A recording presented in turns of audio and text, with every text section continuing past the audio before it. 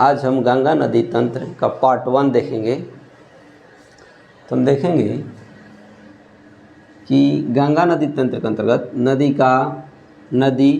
का उद्गम, उसकी लंबाई, उसका संगम या मुहाना और उसकी सहायक नदी का हम अध्ययन करेंगे। तो हम देखेंगे कि गंगा नदी का उद्गम गोमुख गंगोत्री हिमनद से होती है और इसकी लंबाई 2525 किलोमीटर है और ये बंगाल की खाड़ी में गिरती है। इसका मुहाना बंगाल की खाड़ी में है और इसकी सहायक नदी यमुना टोंस विंध्यन क्षेत्र में है।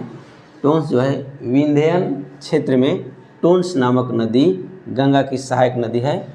कर्मनाशा, सोन, गंडक, कोसी, पुनपुन, रामगंगा, किऊल, गोमती, घाघरा, महानंदा, ये जो है गंगा की सहायक नदी हैं।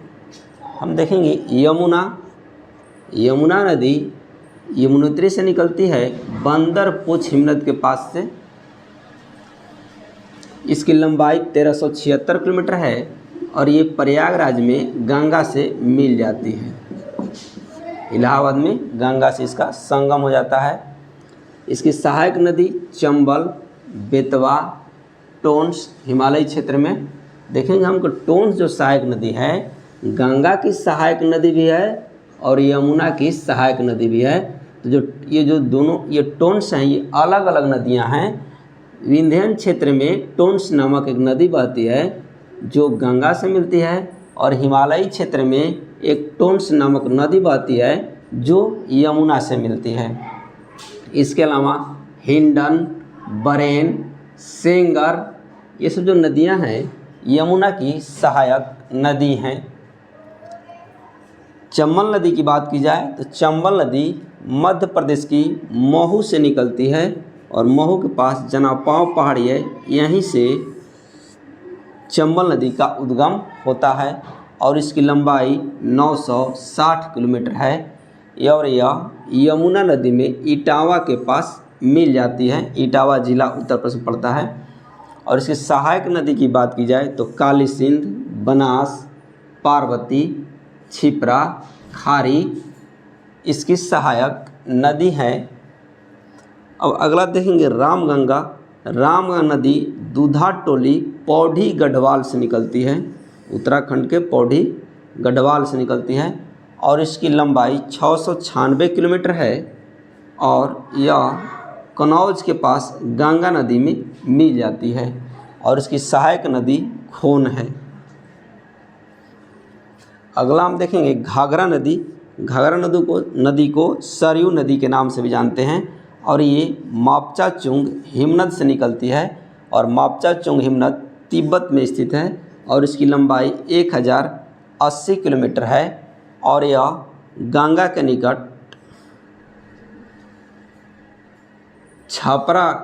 गंगा में छपरा के निकट मिल जाती है और इसकी सहायक नदी शारदा, राप्ती, छोटी गंडक घाघरा की सहायक नदियां हैं। अगला देखेंगे गंडक नदी वृहद हिमालय नेपाल से निकलती है और इसकी भारत में लंबाई 425 किलोमीटर है और यह गंगा नदी में सोनपुर के पास मिल जाती है और इसकी सहायक नदियों में काली गंडक, त्रिशूल गंगा आदि प्रमुख हैं। इसके अलावा हम देखें कोसी नदी का उद्गम स्थल गोसाई थान है जो तिब्बत के पठार में स्थित है और इसकी लंबाई 729 किलोमीटर है और यह गंगा में खगड़िया के निकट मिल जाती है और इसकी सहायक नदी अरुण, तमूर आदि हैं।